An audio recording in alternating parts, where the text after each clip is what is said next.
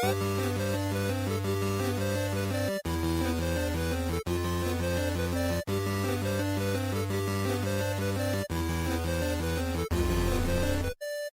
it's the Friendly Fire Show, episode 237 for the middle point of June, I guess. It's been a couple months since we've done this. Lots to talk about. I guess, first, Ben, hi, how are you? Ben Salter, my co-host. I'm Steve Wright. I'm good. We're back. Forget how to do this. How was Japan? It was great. That's why we weren't on for so long, because I left the country and then we got a bit slack. Lots of gaming stuff in Japan, Steve. I don't know if you know this, but they seem to love it. It's everywhere. And I saw an Xbox logo one time. So that was a big deal. But basically, I didn't see much PlayStation either. Like, it's all Switch. All Switch all the time. That's all anyone seems to do. The ads are all over the train. You can't go on a train more than like 2 stops without getting a Switch Sports or a Splatoon ad. Huh. So, like, yeah, it seems to be, it's all Nintendo. Were they still doing, like, Pokemon Go? Because it was huge when we went, but that was, like, 2017. Not really. Pokemon generally is massive. Like, it's just everywhere, of course. Not Pokemon Go. I think Zelda was just starting to get its initial push while we were there. It was like a couple of weeks before launch. But yeah, it's just like everyone's playing Splatoon. That's the thing. There you go. And we will talk about Zelda, but we're not doing it this week because we really came back because of all the showcases. And there's been 3 big ones thus far. The Xbox showcase just finished at the time of us recording this. We've had the Summer Game Fest, and we had the PlayStation Showcase like 2 weeks ago now. They came out really early. We're doing this before the Ubisoft Connect and everything else, which is still coming out. So we'll have to loop back on that at some point. But there's too much to talk about, so we just got to get straight going. Do you want to go newest first? Let's do it. The one that we can actually remember. And that's the thing, right? Like, it's so disjointed. These are all the E3 replacements, but it's not in one compact day anymore. So it's all one thing, but it feels so different. Yeah, well, the Xbox Showcase plus the Starfield Direct occurred this morning. I don't know. Do you have any initial thoughts on what was going on with it? It was long. It was like 2 hours nearly, but it didn't feel necessarily like they had that much stuff. Like, they actually did a recap at the end to kind of be like, just in case you missed it, like, this is the end. And we announced all this stuff. So not really. It was a pretty safe one. They were very reliant on things that they'd previously announced, kind of reminding us they went pretty big with Avowed, which looks great, but like, it's not coming this year, and they've been talking about that for years. Yeah. What about you? That's kind of the vibe I got. It's a lot of old stuff. Yeah, there's a lot of people saying, "Oh, Xbox is back." Like, yeah, there wasn't a ton of new stuff. The new stuff that was announced was like very Japanese centric, like quirky, and either like straight up Japan or like by a Japanese developer, which had a specific aesthetic and kind of like gameplay vibe, which will suit a lot of people and will not suit another set of people. So I wasn't blown away. Like, I did like a lot of stuff, and we'll talk about the things that I thought were really good, as will you talk about the things that you thought were good. We're not gonna like come out and bash, but yeah, like Starfield, 45 minutes of Starfield, that was a lot of Starfield. It looks great, but like, it's, you know, capped at 30 frames per second on console. We've just found out, like, there's a whole bunch of stuff that's kind of like, okay, like, it's $120 if you don't have Game Pass, just for the stock standard base like game. Like, that's a lot, especially with like the known Bethesda bug thing. I don't know. Yeah, maybe we'll end on Starfield. I feel like that's what Xbox's plan was, and it's because they kind of started this with Aaron Greenberg tweeting that there'd be no CGI, and I kind of feel like that was a complete lie, and it was almost all CGI if you take away Starfield. So Starfield was like all gameplay, and they suggested when you say no CGI, people think that means you're going to show gameplay. What he meant was it's all in-engine, all in-game, all gameplay.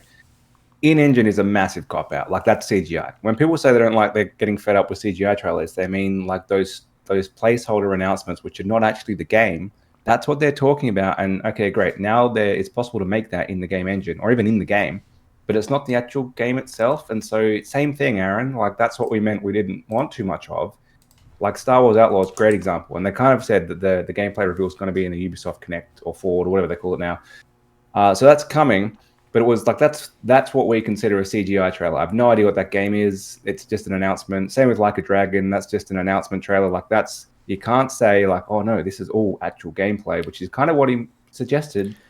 That's not the case at all. He also suggested people needed to bring a change of pants for reasons that I'm not going to get into because I don't want to get that graphic. But even if you gave Greenberg a pass because Like a Dragon and Star Wars Outlaws were third-party games, like Microsoft really can't control Yeah. what they show. Like Fable is a really good example of an in-engine trailer that is not really indicative of gameplay. And it looked No. fantastic, and it had, I forget his last name, Richard, the funny Ayoade. guy. Thank you. From the IT crowd, like, I'm so excited for what Fable will be, but there wasn't a release date, there wasn't a release window. It looks hilarious, it looks like it's going to be very true to Fable, but, you know, in a modern, stylized kind of way, but, like, that was CG, and we have no idea when to actually expect Fable, so there's good and bad in that for me. Yeah, I think that probably Forza was pretty similar, and we expect that from Forza. And yeah, I get it. The game's going to look this shiny, it's going to look this great, but that's still a CG trailer. Like, it's not the actual gameplay. So I think they're a bit misleading with that. I know it's just a tweet, and like he's just trying to look high and mighty. And we've learned from past where we went full CG, as in they didn't even have something that could run on a console. Yeah. So I think that's what he meant, but it got misreported. And it is how he structured his tweet. Like, he was very aggressive and coming across like, no, none of that. Yeah. Not true at all. They were still very reliant on that, as is PlayStation in theirs, which we'll get to next. I think it's probably just Nintendo who don't really go CG because they can't, because it would be too obvious this isn't the game that you're going to get on an ancient handheld. Well, we've barely seen anything of Forza. It's coming out in October, so I guess that's a thing. Like, we don't have to wait much longer. The release date's there, so that's nice. Avowed went from like a title card to like actual gameplay. That was one of the trailers that actually had some gameplay in it. So that's a 2024 release window, which looked decent if you're into one, Pillars of Eternity and its world, and two, like hardcore fantasy RPG, which I know a lot of people are. I'm not in that camp. Scrolls. Yeah. Well, and let's give Avowed credit here. Like, so that's the opposite. If we're kind of saying Fable was showing you nothing of the game, Avowed really did give you a good taste in an, I would call that an actual gameplay trailer. It showed you what the game actually looks like in gameplay. And I think that's what Xbox set the scene for every game, but they did it for very few. Avowed is one. It's not coming out for ages. And that's the biggest shift overall, right? Is last year they were very big on everything you see today is coming out in the next 12 months. And I think, at least from the first-party games, almost none of them did. Oh, yeah. Like, that's the narrator comes in and goes, almost none of these games came out in the last 12 months. But anyway. At least none of the first-party ones. And so the two big ones that are coming out this year were both meant to be out by today. Like, today is the 12-month cutoff of last year's show. Forza and Starfield both failed to make that. So they clear change of mindset. They decided, let's not do that again, because we can't really deliver that. And most things just said 2024. I'm going to suspect some of them won't actually make 24. Fable didn't even have a date on it, which makes me think 25, 26, 27, like, but definitely not 24. Yeah. But that's good, though, because like the thing that came out recently was Redfall, and I liked it a lot more than other people, but clearly the consensus is it needed more time to bake. So yeah, like, let's not paint ourselves into a corner there, Microsoft. Well done. Absolutely. And that's been their issue since the Series X and Series S launched. They've just been struggling to get games actually out, and they still are. And they've kind of admitted that with a change of tact here, but it still kind of feels like, okay, Forza and Starfield are the games coming out this year. They were actually meant to be out last year. Like, it kind of feels like they're missing something. And I get it; they're two big hitters to have for the holiday season, but there's nothing before that. There's been nothing for the past 18 months since Halo, really, at that AAA scale. Yeah. And it kind of felt like they were going to have one other thing that was going to come out this year. But it obviously is just harder for them than they anticipated to actually get these games out. Well, and their big kind of push at the end that they put on Xbox Wire just before was like, like we're getting ready to release exclusives, in a steady cadence throughout, their next couple of years, which is something they've been saying for a couple of years before this. So, like, I'm glad we're finally actually getting to that point. But that's true. Like, there's stuff from In Exile. There's something from the Tower Defense. I forget which developers behind that. Like, they looked all right. Like, I don't really want to talk about those, but I do want to talk about South of Midnight, which is from Compulsion Games. They did We Happy Few. Super stylized looking. Again, one of those trailers that it was in engine, but like, I don't think it was indicative of anything resembling gameplay. No. So that's a CGI trailer, Aaron. That's what we're considering a CGI trailer, just made in engine. Yeah. But looks really cool. It's like tapping into Southern folklore, like Southern US, kind of like New Orleans folklore. It's got like a weird, it's not claymation, but it's got like a kind of like its own, not janky, but it's like, I don't know, the movement looks really neat. I'm excited for that. That's probably one of the first party games that we didn't know about, if not the only first party game that we didn't know about, that I'm actually excited for. And I think that's a 2024 release. I can't remember Yeah, now. sounds right. Most of them were, and they were pretty excited by it. Like they showed that pretty early on as kind of like, look, something new and something different. And so they should. Like, it did look good. It looked different. They were pretty. I think they said it was Compulsion's first new game since coming under Xbox or something like that. Which is good. Like, it's good to see a little bit more, and they kind of lent into with like Avowed. That's a new IP as well, and whatever other thing they showed at that time. Yeah. And so they were kind of go with like, look, we've got some new stuff. It's not just Forza, Gears of War, and Halo. We've got new stuff. The challenge is just, and it will be released at some point. Like, that's the bit that they're struggling with. Yeah. Well, a lot of people were expecting something with Banjo-Kazooie because it's I think it's a 25th anniversary of Banjo-Kazooie, or at least one of them, something like that.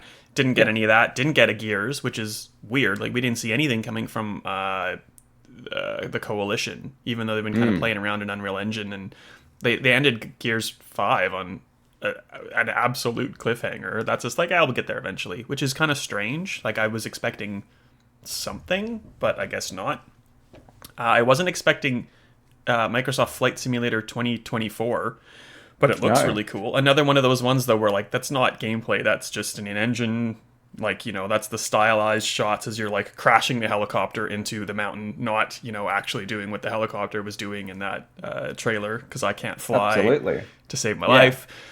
But it looked really, really good. They're calling it like next gen. They're like really tapping into like a graphical upgrade, I guess, is the takeaway from that trailer. And it looks great. I don't know how that's going to amount to gameplay. Yeah. I think it's going to... So, like, Flight Simulator was a great game from a technical point of view. I think it's one of the few games with Ratchet and Clank that feels like this couldn't have run on PS4, Xbox One. Like, just impossible. But the issue with it long term is there's nothing to do if you're not like a flight head type of person. So... like I did all the landing challenges because there's an objective, right? There's something to do, and you fly around a bit, and you're like, oh, there's where my house would be, and there's something I've seen before, and that's kind of it. Like, there's nothing else driving you unless you want to set flights, which I don't really. So I think this solves that problem. Like, it gives you things to do, and it gives you objectives and different things to do on purpose, and different types of flight and all that stuff. So I think I actually would play it. Like, it looks much more involved than Flight Simulator 21, 22, whenever that one came out. Yeah, 20. I think it was 21. Yeah, and I don't know if they're going to go as far as to like maybe make a simplified kind of like arcade style control scheme, but that would go a long way for a lot of people. But then it's not a simulator, so who knows what's going on with that. There's not a terrible amount of other stuff from the Xbox showcase I really wanted to talk about before we get into Starfield. Something that was announced, though, is a new Xbox Series S. It's a black instead of white Series S, and it's 1 terabyte, so 50% more storage from the 500 gig that's standard in the current S. $50 extra, you'll get it for $550 Australian. I think the S is $500 right now. Is that right? Yeah. Yeah, that's right. Spot on.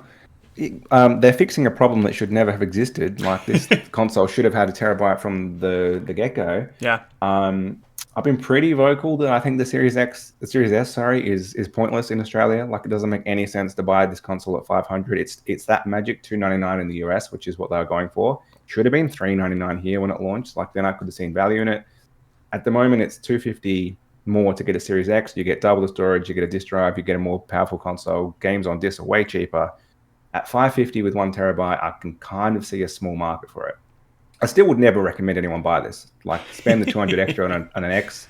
The only reason you should buy this is if you would never buy a game on disc, and you'd probably never buy a game digitally. Like, it's if you just want Game Pass and that's it. Yeah. Probably worth a $200 saving. If you're ever going to consider buying another game that's not on Game Pass, just spend the $200 extra now.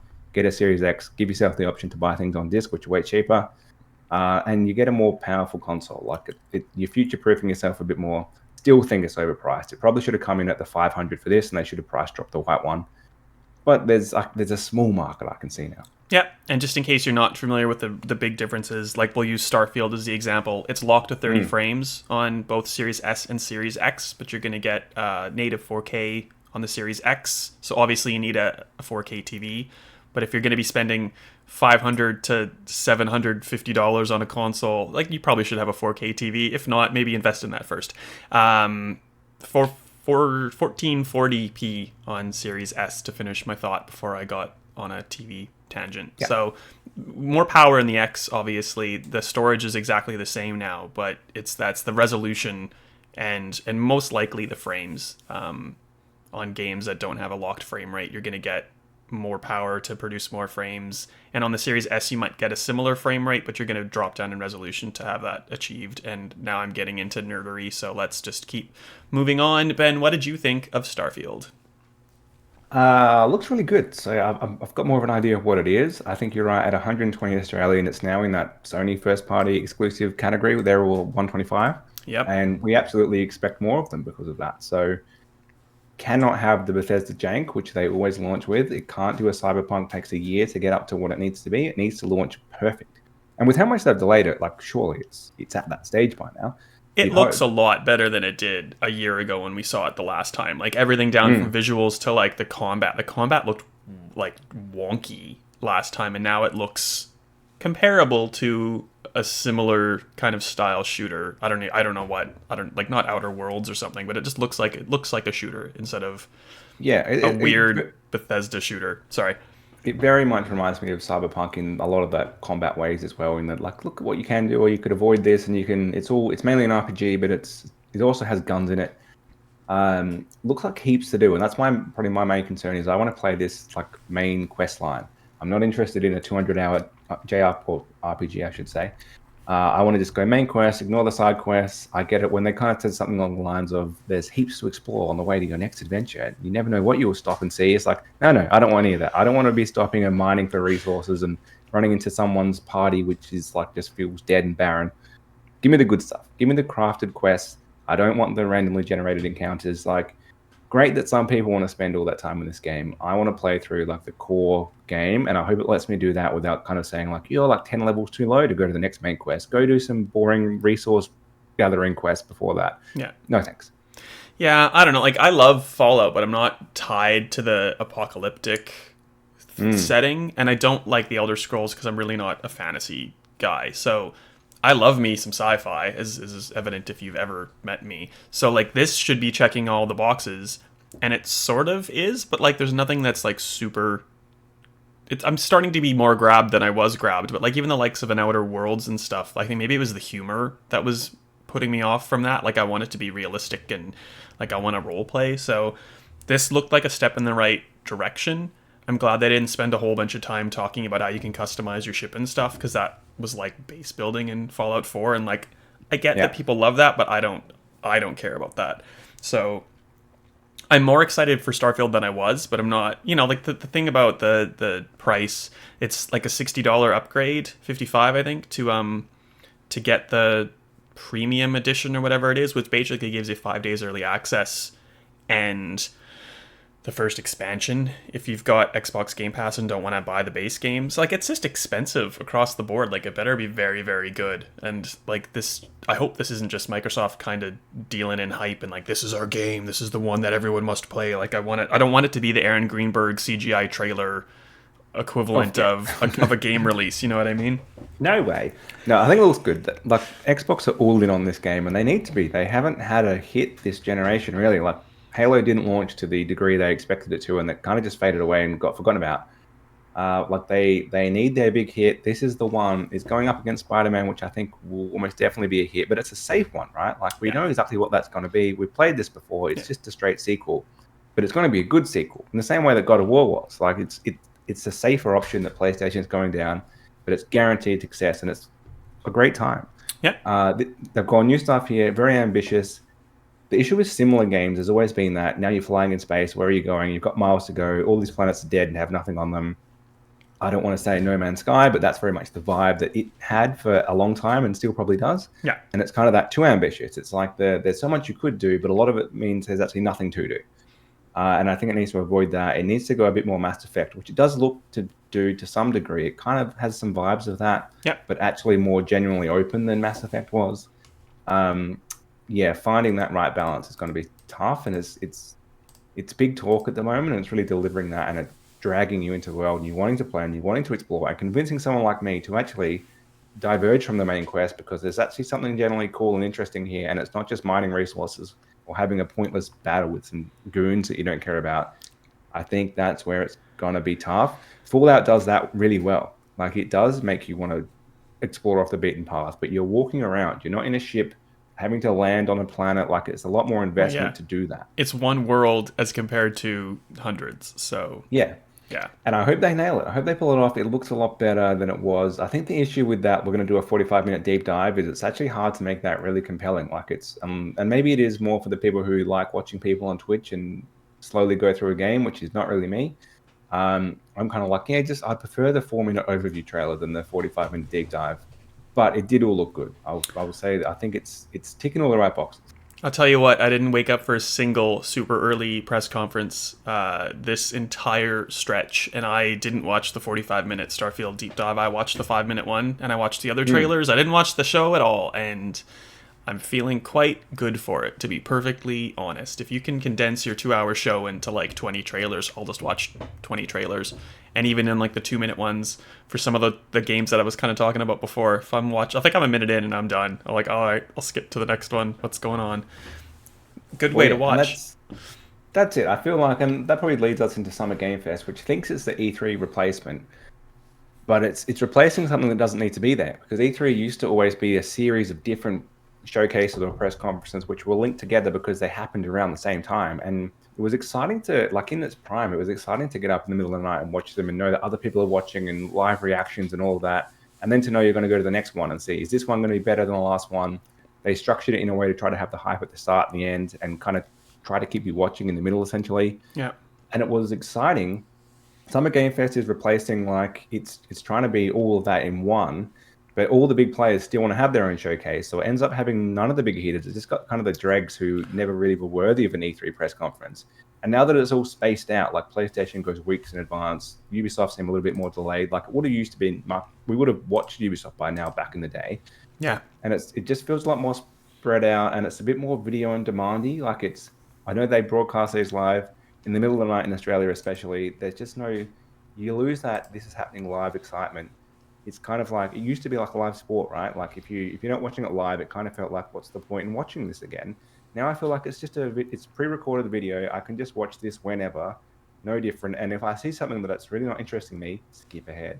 Yeah. So it's lost some excitement because of that. Well, and the weird thing about like other years compared to this is that, yeah, like we did straight off the bat with Summer Game Fest get a new game announcement, revelation. That's not the word I wanted, but that's what I just said. In a new Prince of Persia game, which we'll talk about in a second. But like if you looked at the title of the YouTube video that was sitting there waiting for you to like watch it when it went live, it was Alan Wake 2, which, don't get me wrong, super jazzed for, but like we know about that game. Final Fantasy, yep, we know about the two that Square is planning. And what was the other one? Mortal Kombat 1, which got announced properly, well, which was rumored 6 months ago and finally got announced like 2 months ago. So it's like, come for the stuff you've already seen and stay for maybe a game announcement or two that you didn't know about. Yeah. Which summarizes the entire thing for me. That's the issue, right? Like all these things previously would have been announced during E3 without a Summer Game Fest equivalent, because they would have gone in as a third-party partner. Like Xbox today had 11 of their own games and, I don't know, 20-odd or something, or 15-odd third-party games, which were in there. Most of those will be on PlayStation as well, presumably. The same way that Xbox had a bunch of games, like the Metal Gear Solid remake, also coming to Xbox as a third-party game that was just kind of, it fits in the PlayStation showcase. It makes sense to be there. Yep. Doesn't need to be in its own thing. So Prince of Persia is an obvious one. Ubisoft is doing its own thing. Could have been there. Like Alan Wake could have slotted in at Microsoft or PlayStation show. Like it didn't have to necessarily be there. And I think maybe that's why the Xbox and the PlayStation showcases were a little bit down on previous years, because some of the big announcements were always third party. And Summer Game Fest is now trying to steal them for its own thing, because if it doesn't get them, it has nothing. Yeah. It kind of feels like they've added one more thing that doesn't need to be there. Well, and that's like Ubisoft's kind of not shot itself in the foot, but like they've done some pre-briefs for games, and one was unannounced up until this morning, and now I know that I'm going to a pre-briefing for Star Wars Outlaws, which was announced on Xbox. So like, not that I'm allowed to say anyway, but trust me on this, I don't know of a single unknown game that's going to be revealed at Ubisoft. So like, I'm sure they'll have something, but they've already dropped out two, like one for Summer Game Fest, one for Xbox. Yeah. And so they used to do that. So they used to always have like watch the Microsoft show and there's like a Ubisoft game announced, but then you'd watch the full reveal later, like that same day. So it was almost like it was part of the same thing, And they not used to have ages more later. games, so they would be able to do that better. And they weren't That's true. NFTs, or they weren't, free to play arena shooter. Anyway, let's not dog on Ubisoft. I am actually No, but excited for more about Outlaws because that was in the Xbox thing, but it was fully CG, like you were saying. So like maybe we'll get some actual gameplay. Um, it's from I think that's Massive, good. which is the I think Division developer. Sorry. it's exciting to get a Star Wars game not from EA. So they've had the license for like 10 years. So someone else having a crack, that's exciting. Not to say EA's games have been bad, but they've become a bit similar. Hmm. Um, Concerns, it's going to be the full Ubisoft bloat world because they've made a pretty big deal. This is the first open world Star Wars game, which I guess is true. I've never really thought about that. There've been some pretty open Star Wars games, but maybe not. They're kind of meaning like a more traditional open world Yeah. game. I've just That finished makes Jedi Survivor, which I would class as an open world game, but anyway, beside the point. I only just started Mostly. that. I guess It's it's a pretty bit good. more, slightly more level based. But yes, I think they mean more like Assassin's Creed style, full on open world, which then makes me think, am I going to be climbing towers and unlocking the map for 4 hours before I do anything? Like, yes, Yeah. that's my concern. And you open the map and there's 7 million icons just waiting for you to shoot a Yeah. blaster at or something. Prove me wrong, Ubisoft. Don't do that. Have a different take on an open world. We don't need to unlock the map. You know what I would love? An open world that begins and the whole map's there. You don't need to do any unlocking of any maps. That would be great. That would be good. That's not going to be the case with Prince of Persia: The Lost Crown. That was what was announced at Summer Game Fest. It's a 2D side scroller. I think by the Rayman Legends team. That feels like a Yes, fact that I haven't made yeah, up. sounds good. I'm kind of upset because I liked the 2008 Prince of Persia reboot, but that's never ever going to come back again. And the Prince of Persia: Sands of Time remake, which was announced ages ago, is basically on hold from what I've heard. Like it's just gone into development hell. So this is the Prince of Persia we're getting. It looks pretty good. Like it's a very 2D affair. We had a Sonic game announced at the same time, SGF. Same idea, 2D, back to basics, kind of classic. So that's. They've done that like 5 times already. You've used that move already, Sonic. But the original designer is back, so maybe it'll be good this time. Well, Maybe. their 2D games like Sonic Mania was good. Like that does work, but it's not a big return to form. Like they've done that before. Anyway, moving Yeah. I didn't mention Mortal Kombat in our notes. Do you want to talk about Mortal Kombat 1 at all? Not really. It's more Mortal But Kombat. Yeah, that's fine. Which is, it's good. Like, the single player is really fun. It's fun to get around with friends and, like, pass around the controller. It's more of that, really. So, if it ain't broke, don't fix it. Something that I want to talk about that you won't have a single word to say anything about is Star Trek Infinite. Right. Star Trek is a franchise that I love. It's always just been on mobile games of late, apart from like Star Trek Online, which is now 12 years old or something like that. So this is a strategy game from Paradox and the people who made Master of Orion, and I forget the dev name. So it's like a 4-faction strat title set before TNG, but somehow involving the Borg, which if you're a Star Trek person, you're scratching your head because that makes no sense, but I'll let it go. And they're announcing more about it later this month, so I'll keep an eye on that. I think it's safe to say that the pinnacle of the highlight, the focal point, there we go, of Summer Game Fest though was Remedy's Alan Wake 2. I think everyone knows how excited I am for that, but what did you think of what Remedy presented, Ben? I'm not as big of a Alan Wake buff as you are. I did like it though, like when I played it years ago. Didn't play the remaster. So it's not a level of game for me that I need to play again necessarily. Yeah, it looks good. Nothing particularly outstanding for me. That said, I did love Control, so I feel like Remedy won me over more with Control than they did with Alan Wake. So I like their style of game. Looks good. I think the main thing is I'm surprised it's coming out so soon. Like I just assumed this game was going to be when we said it's coming out soon, we actually meant it's going to be delayed 2 years and it'll be out like in 2025. Just because that's how jaded I've become now. We're so used to this week in delays on this show. I expected a delay, but it's relatively soon. So, They've been working on this for a while, and it's been brewing in Sam yeah. Lake's head for a while. It's good that you mentioned Control because it looks to me like the quirkiness, the imagination of Sam Lake that really got to present itself in Control in the Alan Wake world with the Taken and the Dark Place and Alan like writing things into manifestation, but like it's now framed around basically the Resident Evil 2 remake control scheme and presentation style, which I'm fine with. So it's kind of like the best of all the things that it's drawing from. Okay. I'm super jazzed for it. Jamwalker is in LA right now. They got to interview Sam Lake. They got to do a hands-off demo, and I'm very, very excited about what Jam has to write about it. And I'm upset and jealous that I didn't get to do it myself, but that is beside the point. Anything else from Summer Game Fest you want to talk about before we go on?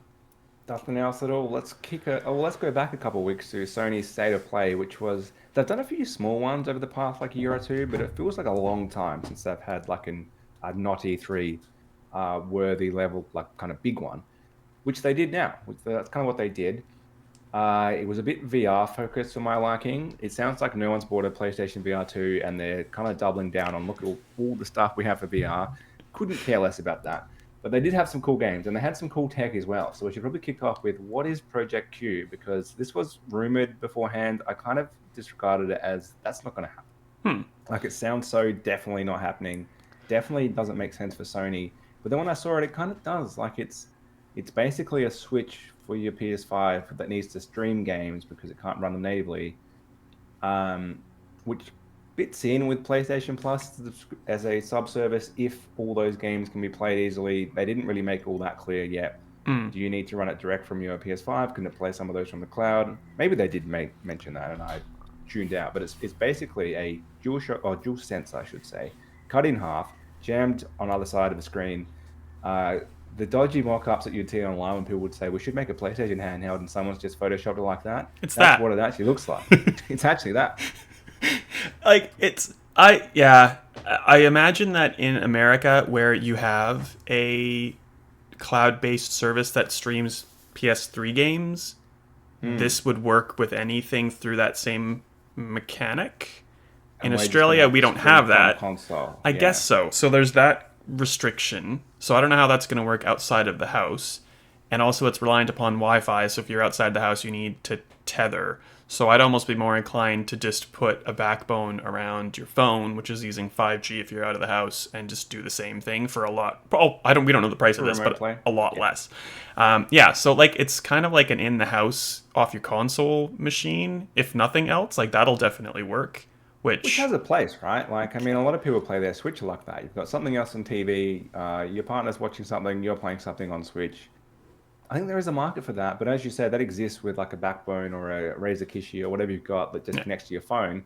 Those are clunky though. Like you need to take off your phone case, attach the thing to your phone to get it to sit properly, I find. Yeah. Then you need to open the app, whatever it is, and the app crashes and you need to reopen the app and then you need to start your streaming. Like it takes 5 minutes to get into something. If I could just pick something up like I can with Switch and be in, I think there's a market there, depending on the cost. Yeah. I think it makes a lot more sense for Xbox to have done this than PlayStation.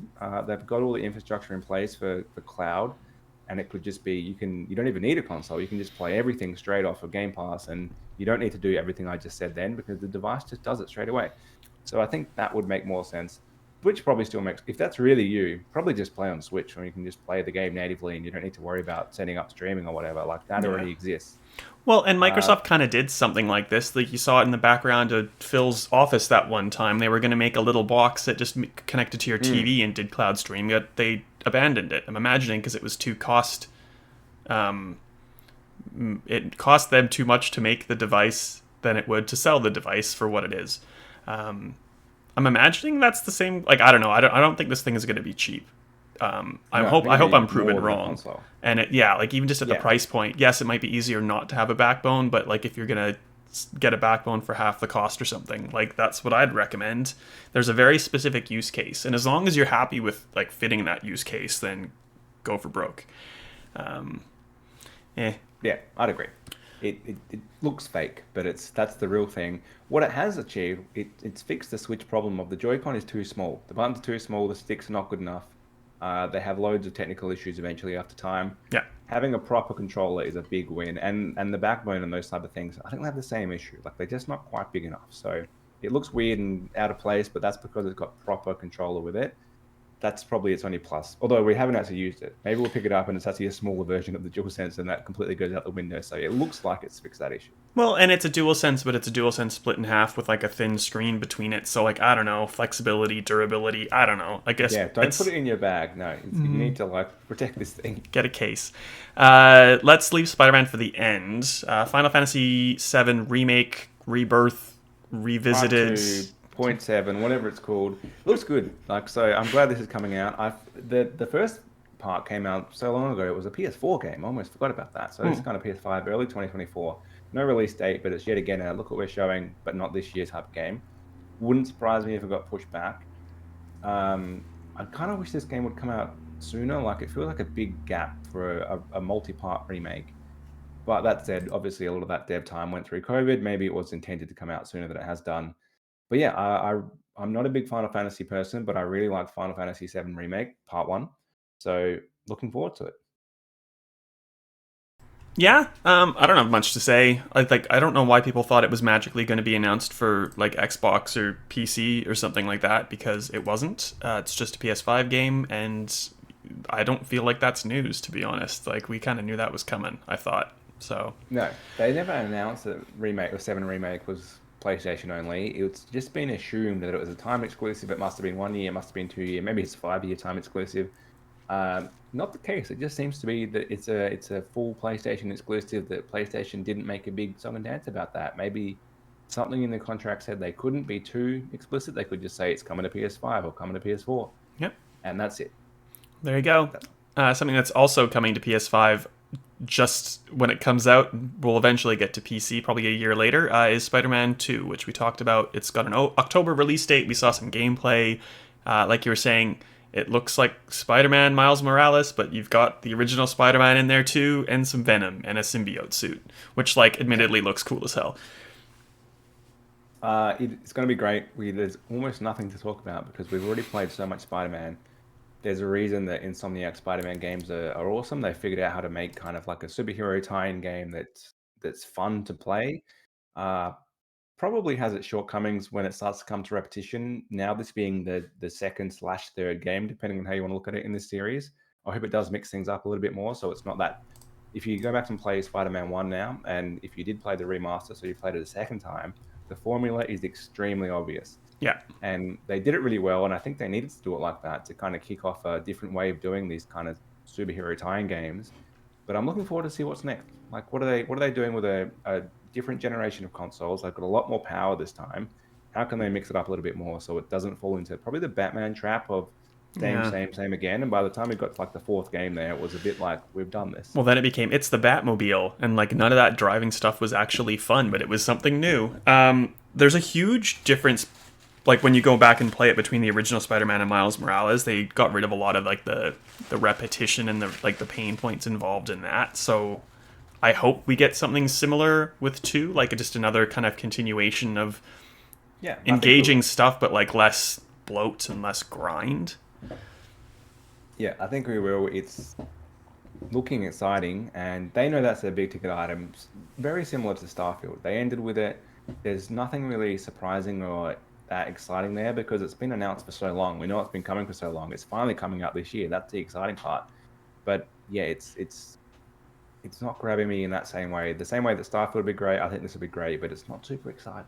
No. Anything else you want to talk about PlayStation? It was pretty lackluster to me, but like the whole kind of thing was this year. It's just like stuff we already knew about. It's not Sony's fault. That's kind of like everybody's fault at this point. It's been the theme of this year's not E3 events. It's kind of the stuff we knew about that's finally coming or is actually coming next year because it's just been in development longer than we anticipated. All this stuff is coming. Soon there'll be games, but it still kind of feels like we're still getting that bit of lag of a few years of delayed development. So not as much as there has been at previous either E3s or E3 replacements this year. Yeah. Well, all right. Let's. We're running long, which is well, it's actually very much like us, but we're trying to not be like that. Let's do a lightning round. I'll throw out some headlines. You comment if you feel like it. We're going Aussie-made for the end. Demos coming with Steam Next Fest for Australian-made titles like Moving Out 2 and Jumplight Odyssey. The first is by SMG Studio. It's that couch co-op moving game where you move couches. And Jumplight Odyssey is like a starship management simulator thing from League of Geeks, which also looks really cool. They're both coming out as a demo in a couple weeks, in a week, something like that. Thoughts? Yeah, looks great. I don't know that Moving Out 2 needs a demo because it's a sequel. It's going to be very similar. We know what it is, but good on you. Check it out. It's really good. Citizen Sleeper 2 is now a thing. It's a sequel to the original, which came out in 2022. I don't know if you've played it. It's on. if it's not on Game Pass, it used to be, and it's like super fun. It's not like a narrative store, like it's not a narrative adventure, but it's almost close to it. You kind of just go up and down a ship, like clicking on different points and interacting with things. It's quite weird to get your head around. After like the first 10 minutes, though, it's great. I would highly recommend it. This is the sequel. I don't think it's dated yet. I have no idea what that is, so I'll take your word for it. It's quite good. And Macabre. I don't know how you'd say that. Macabre? Yeah, whatever. It's scary macabre. It's a stealth extraction horror game from a Sydney studio called WeForge. It was part of PC Game Show, and looks pretty decent. You can go check it out on Steam if you would like. I just thought it was neat that we had so many Australians kind of front and center this year. Yeah, that's very cool. That's it. That's it. We gotta go. That's it for this week. All right, that's it. We'll talk about Zelda next week. How do we find you on the internet, Ben? Ben_Salter on Twitter. Apparently, I need to change my Discord username. I've got a massive prompt for that, so I don't know what that's about. But don't find me on there because I never use it. Where do we find you? You're using it right now. This is how the sausage this one is time. made. I'm SRightAU on social media. Stevivor.com is where you'll find words. And we'll see you next week.